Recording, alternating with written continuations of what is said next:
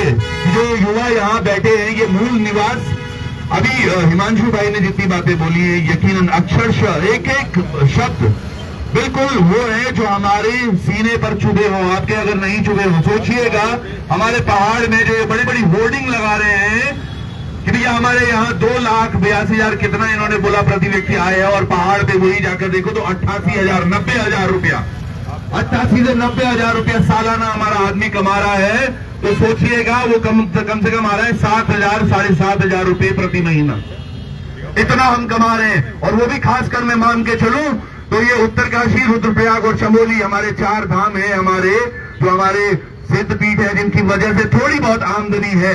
नहीं तो हमारे पहाड़ में आज, और बहुत अच्छा वो बहादुराबाद का एक विधायक जिनको मैं सुन रहा था, इन्होंने बोला भैया हम तो यहाँ ठीक है जो भी कर रहे हैं, तो यंत्र तुम्हारा तंत्र तुम्हारा सब कुछ तुम्हारे पास है, तो तुम क्यों नहीं वहाँ एमएसएमई या एसएमई या कोई तो इंडस्ट्री आपने पहाड़ में आज तक लगाई होती। बड़े बड़े तुम्हारे पलायन आयोग बने हुए तमाम चीजें हैं, हम ये सब समझ रहे हैं और उसके लिए हम आज बात करने आए मूल निवास की। भाई ने बात रखी कि यार मूल निवास पर बात होनी चाहिए, पर मैं ये मानता हूं यकीनन अगर हमें कुछ भी परिवर्तन करना है इस पूरे प्रदेश में, तो अनलेस एंड अनटिल अगर वहां अंदर नहीं बैठे हुए हैं जहां से ये चीजें हो रही हैं, तो बहुत असंभव है। अभी देखिएगा 2026 अब शुरू भी नहीं हुआ है अभी, और अलग अलग लोग, मतलब मैं एक उदाहरण दे सकता हूं आपको, 2024 में एक बार इलेक्शन हुआ था केदारनाथ में, और उस समय हमारे अगेंस्ट तकरीबन 6 से 7 अन्य प्रत्याशी उठ रखे थे जी मैदान में। पिछले पूरे 1 साल में एक भी व्यक्ति वहां ऐसा नहीं था जो आम जनता के साथ खड़ा रहा। और अब 1 साल, और यही सब बद्रीनाथ में भी ऐसे हुआ होगा, हर जगह जहां जहां उपचुनाव हुए या चुनाव हुए, आपने पिछले 5 सालों में जो जीता चलो वो तो विधायक बना, पर उसके अलावा जो और उम्मीदवार थे, कोई भी एक उम्मीदवार किसी भी विधानसभा में दिखा नहीं होगा, दिखा कोई। लेकिन अभी देखना, अभी आने वाले 1 साल में तमाम लोग फिर उठ कर रुक कर हम सबके बीच में आएंगे और बोलेंगे भैया हमें वोट दे दो, हम ये करेंगे, हम वो करेंगे, हमने पहले वो फरकाया था, अब ये फरकाएंगे। हमें अपना बुद्धि विवेक खोलना होगा, हर इंसान हर व्यक्ति को जागना होगा। ये मूल निवास एक पहली सीढ़ी जरूर हो सकती है हम जो जहां जाना चाह रहे हैं, पर इसके लिए अभी भाई ने बोला कि सड़क पर मुझे याद है वो जब एक नेगी जी का आवाहन हुआ था और हजारों की संख्या में लोग यहाँ पर इकट्ठा हुए थे, लेकिन फिर क्या हुआ, एक झुंझुना आया जो धामी जी पकड़ा गए। मैं बता रहा हूं धामी जी के जितनी बातें हैं, जितने ये बातें करते हैं, सब मुझे खोखले लगते हैं। उसका कारण बड़ा स्पष्ट है, क्योंकि ये दिल से नहीं चाहता। यूसुफी इन्होंने कभी बोला ही नहीं था अपने, ना तो किसी पत्र में, ना अपनी किसी घोषणा में, ना कुछ, लेकिन क्योंकि एक प्रयोगात्मक हमारा प्रदेश है, यहाँ प्रयोग किए जा सकते हैं, इसलिए यूसीसी लाने वाला पहला प्रदेश बन गए हम। 1 साल जो व्यक्ति यहाँ रहेगा वो यहाँ का स्थायी निवासी, 1 साल। वही तर्ज था जो मास्टर जी का चुनाव जब हुआ तो पासवान जी यहाँ आए थे, कभी रोड़ी बजरी उठाने या लेबरी करने या फिर ठेकेदारी करने, जो मर्जी हो, वो आज मेयर बन गया हमारे एक प्रमुख शहर का, जो कि उत्तराखंड गढ़वाल का अगर हम माने तो मुख्य द्वार है, प्रवेश द्वार ऋषिकेश का। वो केवल इसलिए हुआ क्योंकि हमने अपनी आवाज तब भी नहीं उठाई थी, और आज भी हम शांत है, मौन है। हम केवल ये इंतजार करते अभी मेरी बारी नहीं है तो मैं चुप रहूंगा। एक व्यक्ति 1 साल से यहाँ रह रहा है, वो स्थायी निवासी हो गया। कई लोग बोलते हैं यार हम जय पहाड़ी कर रहे हैं या पहाड़ की बातें कर रहे हैं, तो मैं फिर से वही बोलूंगा, वाकई पहाड़ के लिए दर्द है। और हम ये भी नहीं बोल रहे कि कौन पहाड़ी और कौन प्लेन्स का है। ऋषिकेश में हो गया, या ये यहाँ देहरादून में मैं मानता हूं, आपने कभी अगर जन कवि हमारे अतुल शर्मा जी को सुना होगा, वो बचपन की पैदाइश यही है, और वो बात करते हैं कि किस तरह से जब उत्तराखंड आंदोलन हुआ था तो जन कवियों की क्या महत्वता रही थी।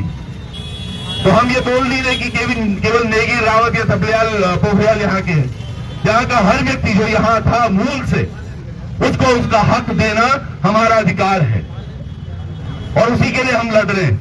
आज कोई ये नहीं बोल सकता कि हम अगर बात करें तो पहाड़ पर क्यों बात कर रहे हैं, उसका बड़ा सिंपल सा कारण है। एक पिता के अगर 2 बच्चे हैं, मान के चलो, एक पहाड़ है और एक प्लेन्स है, अच्छी बात है, प्लेन्स थोड़ा सा ऊपर बढ़ रहा है क्योंकि खेती अच्छी है, तमाम चीजें वहां है, लेकिन जो पहाड़ वाला बच्चा है वो तो और गरीब हुए जा रहा है। उसके पास न तो शिक्षा है, न स्वास्थ्य है, न रोजगार है, तो वो क्या करेगा? तो उनके अगर हकों की बात कर रहे तो उसमें पहाड़ प्लेन्स तो हो ही नहीं सकता, है ही नहीं। क्या हरिद्वार से प्यार नहीं करते? हम उतना ही प्यार करते हैं साथ जितना उधमसिंह नगर या फिर अल्मोड़ा या फिर रुद्रप्रयाग से। तो ये बांटने वाले भी इन्हीं के लोग हैं जो बांटते हैं कि बातें करते हैं, क्योंकि इन्होंने धरातल पर तो कुछ दे नहीं रखा हमें। आज थोड़े पहाड़ में, और अगर आप मानो ये बात, अगर आप सब लोग हामी भरो तो एक कार्य में करने वाला हूं बहुत जल्दी। मैंने ये पहले भी बोला था, पहाड़ में सबसे ज्यादा जो पीड़ा आज है वो है बांदरों की। ये रीछ भालू जो हमारे यहाँ घूम रहे हैं, ये बाघ किसी को भी निवाला बना दे रहे हैं। शुरुआत अगर हम करें बांदरों से, तो क्या आप सब लोग तैयार होंगे? हम बांदर पकड़ के ले जाएंगे और सचिवालय में छोड़ देंगे, कैसा रहेगा?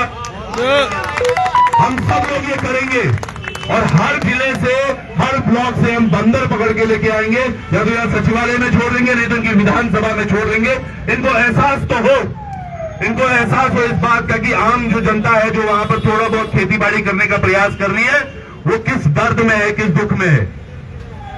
लेकिन ये केवल आज अपनी रोटी सेकना चाह रहे हैं, ये केवल अपना उल्लू सीधा करना चाह रहे हैं और हमारे लोगों को बरगला रहे हैं। अगर ये मूल निवास की लड़ाई हर गांव तक पहुंचानी है तो लुसुन भाई ये अच्छा प्रयास है यहां से, लेकिन आगे जाकर हमें हर गांव में घुसना पड़ेगा, लोगों को बोलना पड़ेगा। ये केवल जो बरसाती मेंढक आज टिटुरने शुरू हो जाएंगे अब एक साल और इनके बीच में, क्योंकि ये धनाटे लोग होते हैं साहब, ये दारू पिलाकर हमारी जनता को बरगला रहे हैं, ये कहीं पैसा देके बरगला रहे हैं। अरे जनता की सेवा करनी है तो हमेशा हो सकती है वो, उसके लिए जरूरी नहीं है कि चुनाव आएंगे या चुनाव से एक साल पहले आप खर्चा करना शुरू कर दो। चुनाव से बीच में कहां होते हैं ये लोग जो बात करते हैं कि आज हम समाज सेवा के नाम पर ये कर रहे हैं, वो कर रहे हैं, वो कर रहे हैं। आप समझिएगा भाई, 5 साल भी तो सेवा हुए से खाली चुनाव से पहले क्यों सेवा हो रही है? यानी कि आपका लक्ष्य और है, आप आज भी बरगला रहे हैं, आप कल भी बरगला रहे हैं। ये लोग जो बैठे हुए हैं यहाँ पर, अभी आप थोड़ा मैं जाऊँ, अब सब देखिएगा, जहां जहां आपकी नजर आएगी ये वो लोग हैं, मैं बोल रहा हूं। अब ये इधर आइए दीदी जरा। आज तक उत्तराखंड में या खासकर देहरादून, ऋषिकेश में, जहां ये जा सकते हैं अपनी सामर्थ्य से, कोई एक ऐसा जगह नहीं हुआ है जहां मैंने इनको न पाया हो। जहां उत्तराखंड की बात हो रही हो, ये नहीं देखते कि ये यूपीडी से है, ये कांग्रेस से है, ये बीजेपी से है, उनके लिए वो पहले उत्तराखंड ही होता है जिसके लिए लड़ते। तो ऐसे लोगों का इनका कोई कमी क्या है? इनके पास पैसा नहीं है डालने के लिए, इनके पास पैसा नहीं है खर्चा करने के लिए।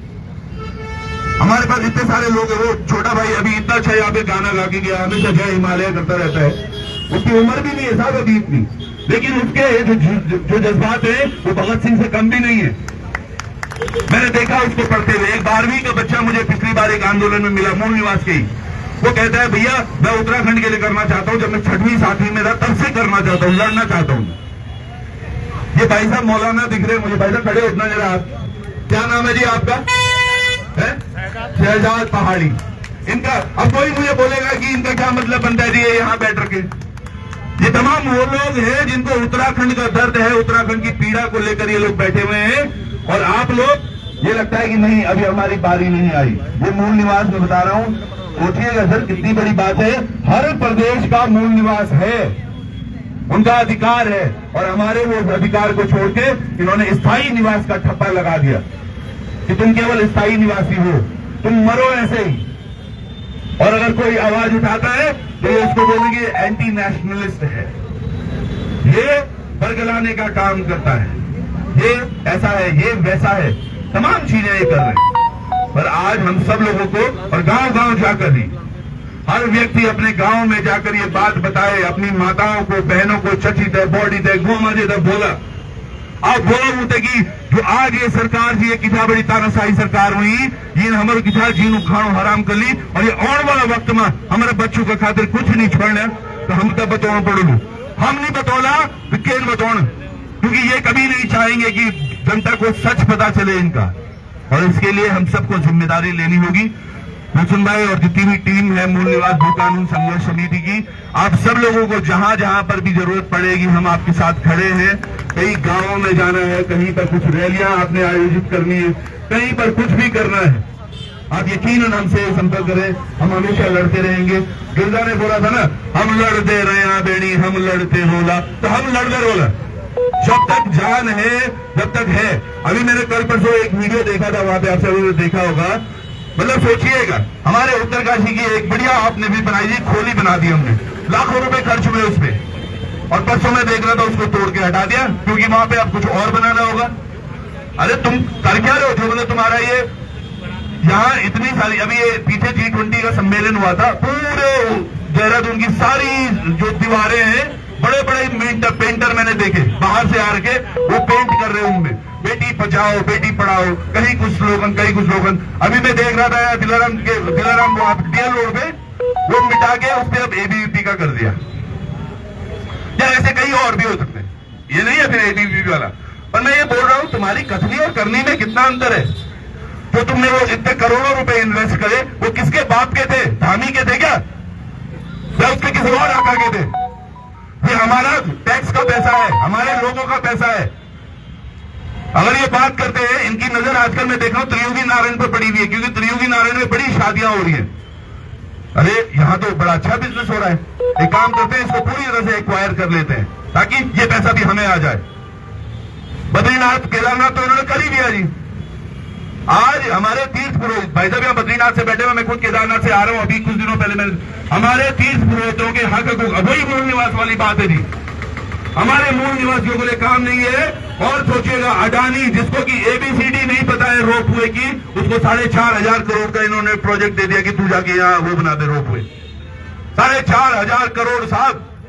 और कितने हमारे मूल निवासी बेरोजगार होंगे उससे, कितने लोगों की जो रोटियां सिकती थी वो बंद हो जाएंगी। लेकिन हमें परवाह नहीं, क्योंकि मैं डायरेक्टली उसे, मेरे को इफेक्ट नहीं पड़ेगा ना। मैं कहती मैं आप कम है जो क्या, पर कहते तो पढ़ो लू, हमारे खच्चर बोलते पढ़ो, हमारे अलग अलग व्यवसायियों से पढ़ो, पर हम सोचना नहीं। बद्रीनाथ में ऐसे ही हाल है। बद्रीनाथ में पूरा एक शहर बन गया है अब। जो यहाँ के तीर्थ पुरोहित है, जिनके मकान थे, उनके सबके मकान तोड़ दिए, वहां बड़ी बड़ी अट्टालिकाएं बन रही है।